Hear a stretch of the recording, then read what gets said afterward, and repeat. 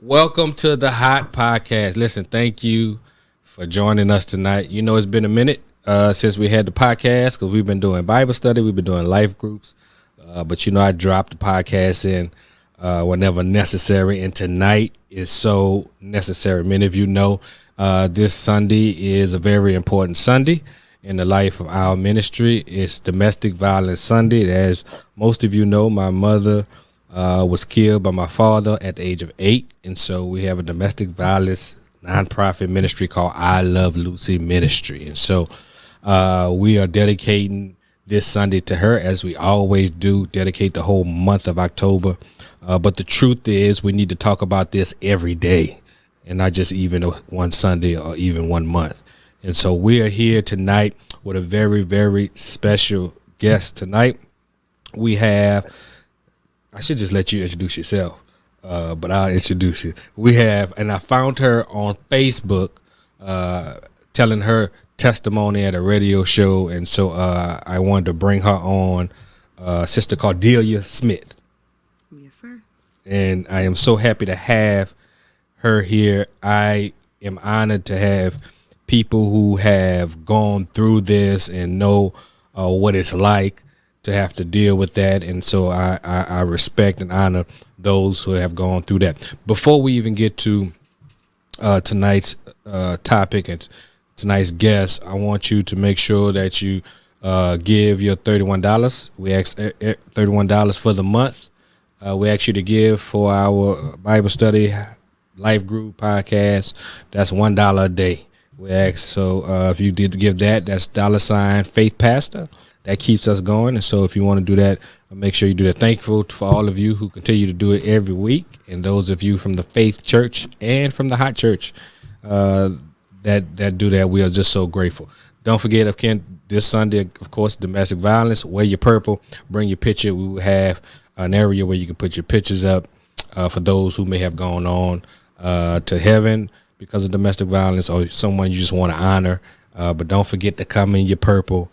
So we can honor everybody on that day. Well, listen, we are so glad you are here, and we just want to talk for a few minutes about you and what you've been through and who you are as a person, who you've become. And so we just want to just download into our viewing audience something that maybe can help them, because I know you have a great testimony, and it's something that needs to get out.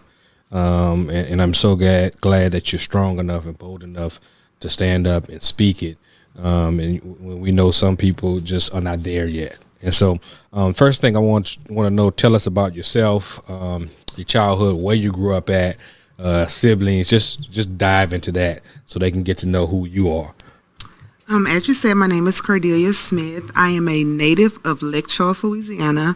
A lot of my family, Louisiana, yes. A lot of my family's still there. My parents moved here when I was a young girl. I think I was like 18 months or 2 years old, very young. For the most part, because of jobs. You know, back then in the 80s, jobs were very scarce in Louisiana. So they kind of moved here to establish their work and their family. It's me. I'm the youngest. I have a brother. And I have a sister on my dad's side. She's the oldest. I was educated in Dallas ISD. I'm a graduate of High School of Health Professions at Townview. And I also furthered my education at Texas Women's University in Denton. I am a graduate of Texas A&M Commerce. My undergrad is in Health Service Administration. I'm a current student. Also at Texas A&M Commerce. A master's in healthcare leadership is what I'm pursuing. Wow. So what do you do now? What's your occupation? Now I am a community liaison for DISD. I've been working for DISD for 13 years, and I actually love the kids. I love the atmosphere. I love to see the light bulb moments when they catch it or when they get it, so the fussing is not in vain. I like to see them come back years later, be like, thank you, Ms. Smith, for really investing time and being on my case. So that's my drive and my passion with being in Dallas ISD. And when did you know that you wanted to help kids and even be a part of kids' life? Was it something at a young age, or did it when you got out of college, you said, this is something I want to get into? Actually, I've always had a passion for kids, like babies. I initially went to school to be a labor and delivery nurse or midwife, doula. I have a thing for pregnant women and babies. It's just something that's very amazing to me about birth. So that's where I kind of fell in love with kids. I was the person at church that kept everybody's baby. There was probably not one child that went through the church that I did not keep, whether it was in service or on the weekend. I was everybody's caretaker. So I really, really like kids. And I'm glad you said you're from Louisiana, Lake Charles, Louisiana. So I'm glad to know you're a hometown sister. So thank you for bringing that out. You all heard that. New Orleans in the house, Lake Charles in the house. Who that? Just wanted to put that out for all the Cowboys. And so I have a lot of Cowboys fans, and so I like to mess with them because they mess with me all the time. And so tell us about your testimony and, how it first started. Where did you meet your ex-husband at, how it all started. Just go from there. So it all started from a phone call from my friend. I went to college with TWU, and we hadn't been together in quite some time. She's like, girl, let's go hang out, and just reminisce and have dinner and a movie. Okay, cool. There's nothing wrong with that. So I got all dolled up, and we went out to dinner and a movie. We walked in the movies. We went to go see Obsessed by Beyonce. Yeah. Crazy, right? So we went to go see that movie. We walk in the movies. And there's this tall guy, and we both like, yo, like, girl, look at that, And he kind of walked by like he didn't even notice us, how dudes do be real cool and laid back. So we were waiting on the movie to start, and he approached us, and he introduced himself, and he took interest in me. So, he was like, hi, how you doing? What's your name? I told him my name. I thought it was well-mannered, to walk up and introduce himself. Most men don't do that nowadays. Right. So for him to walk up and introduce himself and take a liking or interest in me, I thought, okay, well, he has to have some type of home training. Yeah. So we exchanged numbers. I waited. I really didn't wait because I was like, he's not going to call, but it took him a couple of days to call. And I think that was just the thing with me. And, we wait 2 or 3 days before they call. So he called, we had a conversation. Everything went well. He invited me out to eat, and we started dating. Nothing as a red flag at that time, just coming, dating, getting to know each other, that sort of thing. When you first met him, even at the movies, what was your first impression of him, after talking to him? What did you think of him when you first met him? When I first met him, first of all, his height got me. I'm average height. People think I'm super tall, but I'm only 5'7", and I kind of like men that are tall. So his height was very, attractive. How tall was he? 6'4". 6'4", okay. Yeah, 6'4". Very fit guy. Come to find out, after dating, he was a professional boxer. So that's where the statue and the build came from. He was quiet, and I'm a little bit more outgoing at times. I can be very reserved as well. Now I'm very reserved, but I can be even more reserved than I was. So nothing really just was strikingly different. I thought everything was normal. We dated. He took me over to his mom's house one night. I met his mom, met his stepdad, because he did not really know much about his father, his biological father. So it was his mom and his stepdad in the house, and his sister. They were there, and I didn't see anything that was just different. I am a preacher's daughter. So a lot of my upbringing, my mom and father really instilled in us to have standards, and not let your standards drop beyond this. This is how I raised you. This is what you should do. This is how you should act. This is how you should date. My mom and dad were married for 29 years till death did them part. So I was in a very loving, Christian-based home. So with him, we talked about that. He knew God. He went to church, but I don't think it was as instilled in him as it was, yes, in me. Like, we didn't have no option. We was in church every day. Was he from here? His family was from here, yeah. Okay. And you say your parents, we bring up your parents and how long they dated, so they're not living anymore? Or My mom is still living. My dad is deceased. Okay. I was living there. See, but your mom still live in Lake Charles? No, she's here in Dallas. Oh, she's here in Dallas. Okay. So after you met him, you all dated. How long did you all date? We dated for exactly a year before we were married. A year? Yes. So in that year, what made you say he was the one? You know, this is a very honest and transparent answer to this question. I never thought he was the one. I settled. And I think that's where I went wrong. Yeah. Being raised in the church, like I said, I did. Before him, I only dated, preachers, pastors, musicians. That's where I was, preacher's kid. So that's who I was around. So for him not to be, in that category, to me, it was something more exciting. And, okay, I don't have to worry about, a girl at the church worried about this dude, this is, how it overlaps and all this stuff. So I think that was why I went with it, because it was like he's not the normal. Yeah. And during that time while you were dating, did he display any tendencies of anger, temper, anything in that year? Actually, he did not. And a couple of times I kind of wanted to see him get out of his calm, relaxed state. Because as a professional boxer, I have seen him get in the ring and just, go forward. It's like, dang, is he ever going to do that at home with me? We about to get married. I don't want to be in a predicament where I can't, defend myself. I thought about it. But it's like in the ring, he was a totally different person. So I would kind of sometimes do things, I wouldn't say provoke. I guess we could say nag. I learned not to say provoke. And it would be things like, babe, can you take out the trash? And he was like, oh, I get it. I was like, no, I need you to take it out now, because if you don't take it out now, this and that, just to see if he would escalate or get upset. He never did. He played it very calm. Then he would eventually get up and do what I asked him to do. I think he played it well. I think his family played it well, and they covered it up very well. Oh, because you're saying they knew. They knew. Because he had done this before. He had done this before. We found that out the night of the assault against me, that he actually done it before to his own sister. Okay, so you all get married after a year, and when was the first incident? The first thing after we got married, the first thing that he did, because it wasn't physical, it was more of a mind condescending thing.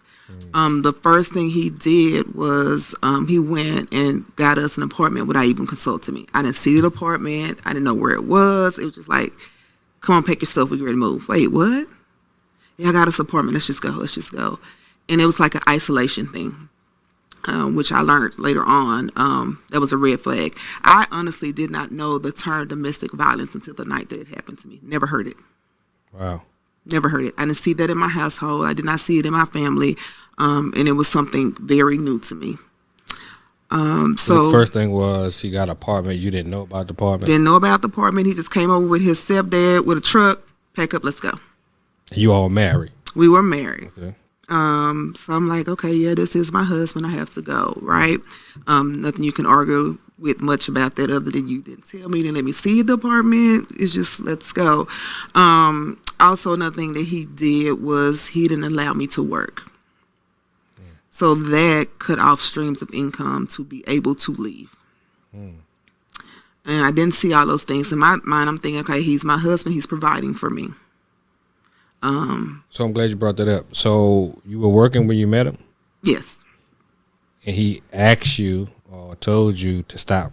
I didn't have to work. He said he would take care of me. So he would take care of me. So you quit? I quit, yeah.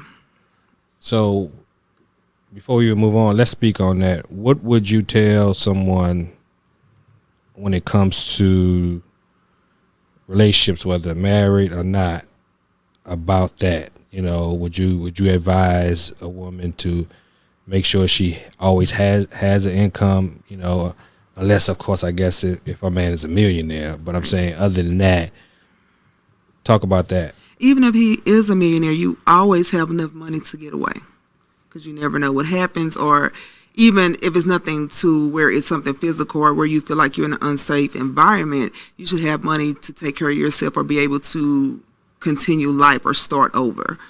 That would always be my advice. I always keep some quote unquote pocket change. Because nowadays, and we talk about this sometimes, barbershop talk, that most women are looking for that, right? They're looking for a man who could take care of them, but they could quit, right? So, I mean, look how that can be so enticing, but be a trap.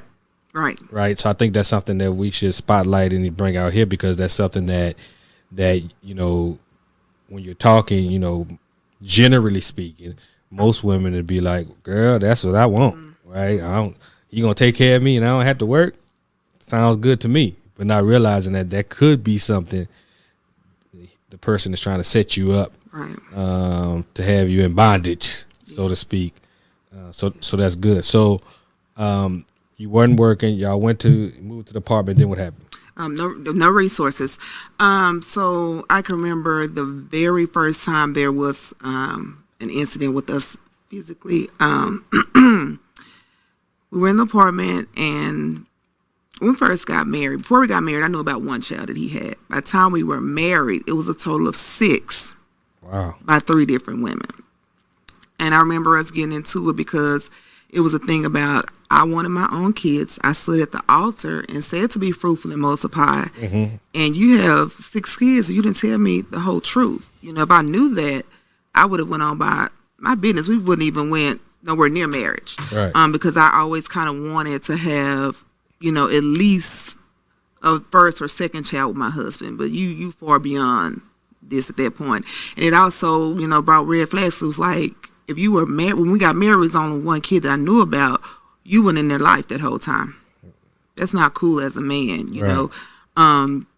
So the first instant we got into an argument, and it got physical, and he literally took a belt out the closet and beat me with the belt, like I was his child. Wait. Yes, he literally took a belt out the closet. We were wrestling, and just sort of beat me with a belt. Wow. Yeah.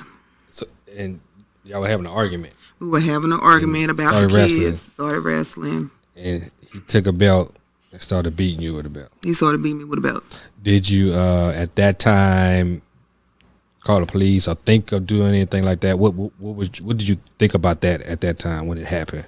I tried to fight him back. Of course, it was a losing battle. When I did try to get to my phone, he opened the front door and threw my phone on the concrete and shattered it. And I was like, oh my gosh, there goes my phone. We did live in Mesquite, so I did kind of think about it. It's like, okay, I can't call the police anyway, but in Mesquite, you call the police, we both probably going to jail. Because at that point, he had bruises and marks as well as I. So I know it's like for 2 weeks, I literally slept on the floor in the living room. Did not sleep with him. I was scared. I was able to get in my car one day. He went to go train. And I went up to my mama's job. And I was like, Mama, I broke my phone. I never told her what happened to the phone. I was like, Mama broke my phone. And she's like, okay, here's some money. Go get another phone. And the insurance paid for me another phone. That's how I was able to get another phone.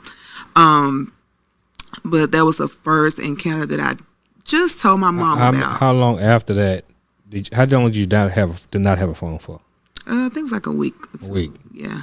Wow. Yeah, no, not able to contact anybody. He didn't say he think about getting your phone? Or he didn't say? No.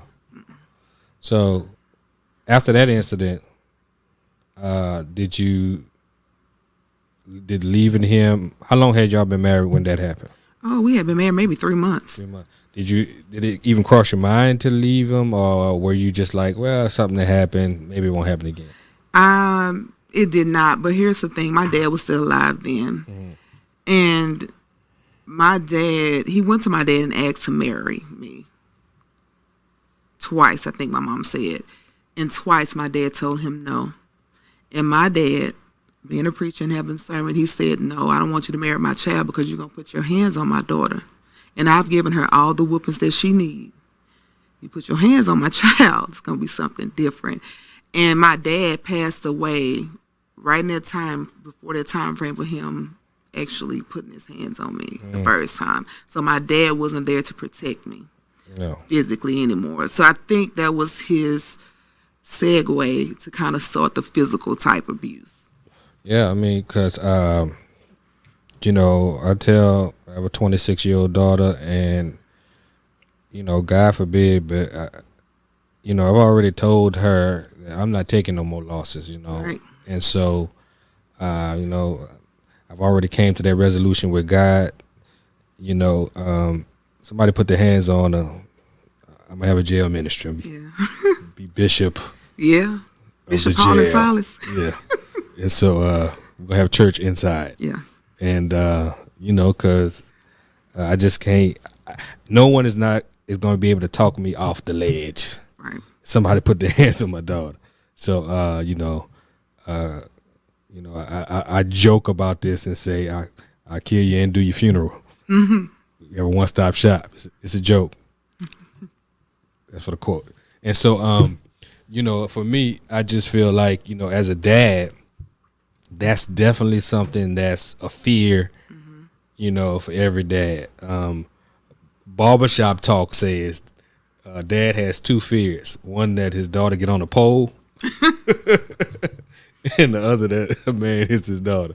And so I definitely know that's a fear.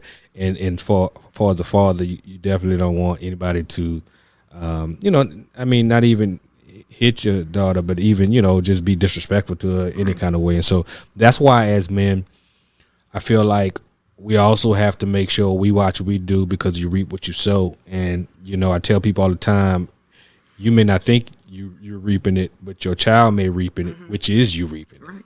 And so that's why you have to watch how you treat you know, women and, you know, men too. But I know for me, when I had my daughter, I thought about that. And, you know, ever since she was born, I can see where even, you know, my tone since she was born got better. Of course, it had a lot to do with her having to talk to her.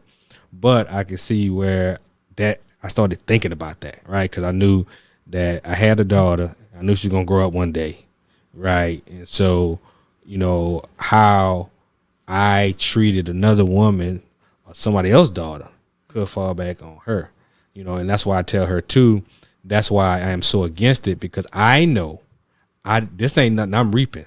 If somebody put their hands on you, I'm gonna do something to them, you know. Because how can a man get mad at somebody that put his hands on his daughter when he done put his hands on somebody else's daughter? To me, that's your harvest. Right. You shouldn't even be getting angry about that, right? But I feel like you can get angry if you know that's something that you didn't do, right? And so for me, you know, beyond and also because of my testimony with my mother, you know, I've never put my hands on a woman. And, you know, we've gotten to arguments. I've gotten to arguments with women. Of course, I'm quick-witted, so I'm very petty. So I done said some things, of course. But I ain't, you know, I never, but, you know, we were arguing, right? I also don't believe in emotional abuse. I also think that we have to make sure that, you know, we talk about that as well, because a lot of people just think it's physical, right? And sometimes it's not. Sometimes there is something, you know, called emotional abuse, and people are being emotionally abused at home, right? They're going home and being degraded and saying derogatory things to them. So you talk about those things, the times that where it wasn't physical, where maybe, you know, you felt like, you know, you was being disrespected, or you felt like he was beating you down emotionally or mentally. I think it was one time in particular. I always had shoulder length or longer hair. It's pulled up today, but naturally I have nice hair. So when we got married, part of his mind controlling thing and being controlling was he wanted my hair short. So he was like, "Hey, I made you an appointment to go to the beauty shop." Oh, that's so sweet. You know, okay, yeah, let's get there. So we get there, and I'm gonna tell her, you know, I want a soft wrap, you know, keep it nice, you know, trim the ends. He's like, "No, I think it should be short. Just cut it off." And I'm like, "Well, no, I don't like short hair." He's like, "Yeah, let's just cut it. I think I like it. It'll be cute on you." So me trying to please my husband, I did it. And it was a way of him, you know, controlling me again and being manipulating to try to, see just how far, I think he was testing the waters the whole time, right. With things. And even when he did the thing with the belt, he knew that I didn't want to be embarrassed of just being 3 months into a marriage, and here I am going through a divorce. Hey, she's a church girl. She's a pastor's daughter. Her mom's well known in the church. They go to church. So that makes it look like she don't know how to keep her husband. So he knew I was going to eventually try to work it out. And that's just what I did. Yeah. I tried to stay in it, not really realizing that God didn't call you to be in no marriage to get beat down like that. Yeah. That ain't love. That's not love, at all. Well, at the time, were you all going to church during that time? Oh, yeah. Was he going with you? He would go with me every Sunday. Sit there and, all that. Wow. Mm-hmm. That's amazing. It is. What happened after the belt incident? What was the next thing? The next thing, I think it was that Thanksgiving. He wanted all his family to be together. So he actually had all of his kids, all 6 of them, and we went over to his aunt's house. And his aunt had told him before we got there, don't bring all your kids. It's a lot of people to feed. We already have a big family. And he was like, no, you're not going to, exclude my kids. We're all going. I was like, well, I don't think it's smart. I'm trying to work with him with all these kids that I didn't know about. So we go. And as soon as we get there, his son was like, hey, I'm asking y'all to leave. I asked you not to come with all the kids. I didn't prepare that much food, like things of that nature. So he got upset. And he started arguing and fussing. So I got up like, okay, let me see what's going on. I go to the kitchen. He's pushing and shoving on his aunt. And another red flag, how a man treat his mama, his sister, aunt, that's how he gonna treat you. Yeah. So I'm like, hey, calm down. Let's just go. Just get the kids. Let's just go. We can go back to the house, get, something quick to eat, or I can cook something real quick myself. But it was no, he wanted to be there. So since he's like, well, since me and my kids can't be here, ain't nobody gonna eat. So he literally took his hand across the table and knocked every piece of food off the table. He cleared the whole table. So the whole family is in there, and I'm just standing there like, oh my God. They had no men in there? Yeah, they did. But it was kind of like, hey, dude, calm down. Let's just go. But then too, he's a trained boxer. So it's kind of like, let's just let cousin go. And they knew him. They knew his past. They knew his history. Yeah, he's a trained boxer, but he can't bite bullets. No. No, he can't. You would have had to do something that day. Yes. Especially on Thanksgiving. You're knocking over every. He cleared the whole table. And I was just standing there like. Yeah, it'd have been bad in there. You don't knock down no food. Yeah, now I feel be hungry at Thanksgiving. Yeah, Thanksgiving take at least 3 days to prepare. Yeah, Thanksgiving is football and food. That's it. So did y'all left? We left. We got the kids. We left. His mom called the police and all this stuff. Of course, we were totally gone. But I was just in a daze about a lot of stuff. Like, what in the world did I marry into? So that was around Thanksgiving, and then I decided, hey, we need some help. I need to work because his boxing wasn't covering the bills. He would go when he wanted to go, and he did that full time. He didn't have a job, right? He was in school at that time to become a barber, but that wasn't taking care of bills. So I decided to go back to working.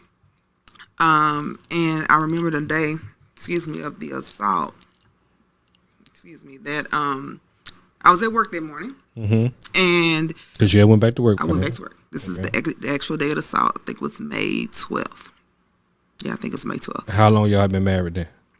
About roughly a little over a year. Okay. A little over a year, and he calls me. I'm at work, and he calls me. He's like, "Hey, what you doing?" I was like, "Oh, nothing, just working." And he was like, one of his baby mama called and said she didn't want the child anymore. I was like, excuse me? She's like, out the blue. He wasn't a troubled kid. Pretty decent in school. She's like, she just couldn't do it. She didn't want him anymore. I was like, well, no. What's she going to do with him, How old was the kid? He was 11 at that time. Okay. And I was like, well, what she want us to do? She's like, she don't want him. She's just going to pack up his stuff. And after he get out of school, she's going to drop him off. I said, drop him off where? because I'm your wife, and we need to have a conversation with her and see what's going on. Right. I'm considered us still being newlyweds. We're trying to work this thing out. I'm trying to, live out my vows and be with him and not have to go through divorce, even though he's done all these things that nobody knew about, especially the belt thing. Nobody knew about that till after the actual assault of the night, that night. And so he was like, well, he's my child, so what else am I supposed to do? I have to accept him. I'm like, well, no, we have one room. Like, we're married. Where is he going to sleep? It's nowhere for him to be there. And he's teenage years. It's just not cool for him to be, in the house and we're married like that. And so he was like, well, he's just my child. So I'm going to let my child come over and stay with us. Oh, okay. He hung up. So I was like, okay, let me just get through the day. We'll talk when we get home. He called me back and he was like, yeah, she's packing up the stuff. She put all this stuff literally in a garbage bag. Literally in a garbage bag. I was like, so what is her reason? We need to talk. Like, I need to know why she doesn't want her child anymore and think that you can just drop him off on us. Like, you are his mom. We can co-parent, but just for us to have him full time so she can be footloose and fancy free. No, that's not going to work. I'm still trying to get my marriage together. Yeah. And so get off work. I had a meeting. I went to the meeting. I said, well, when I get out the meeting, I'm going to where he was, because he actually had her to drop him off at his mother's house. Mm-hmm. And he went over to his mother's house to be with his son, quote unquote, until we figured everything out. So I'm like, no, this is my husband. I should be able to approach him and, go before him and say, hey, we need to talk about this. We need to do this, figure this out. And she needs to be here too. So I went to a meeting, got out the meeting. His mother, I can always remember when we first started dating, she was so fun to me. You're just so pretty. You're such a church girl. I'm glad God finally gave my son a beautiful wife and this and that. And it was kind of like, dang, she kind of lays it on thick when it comes down to that. And I think she thought that I can change him, her knowing his behavior, knowing how he was. Mm-hmm. And I guess the whole family thing was, let's hide it from her and I'll tell her the truth, and hopefully he won't act out.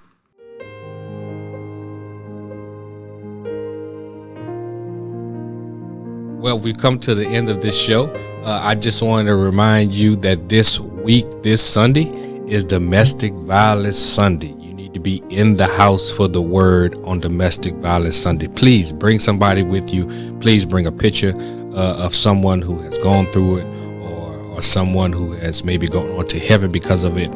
Also, wear your purple. Wear your purple in honor of domestic violence survivors, in honor of that day. If you would, we asked all this month for you to give $31. You can Cash App $Faithpastor. Faithpastor, give $31 for the whole month. I appreciate those of you who have given thus far. Thank you for all of you who have given. But we need you to give, like I say, $31 if you can. $Faithpastor on the Cash App. I'm thankful for this podcast, and I'm asking that you watch next week, part 2. Part 2 will be next week. Don't miss it. We will be blessed on next week for part 2. If nobody told you this week they love you, I'm Pastor D. I love you. Be blessed.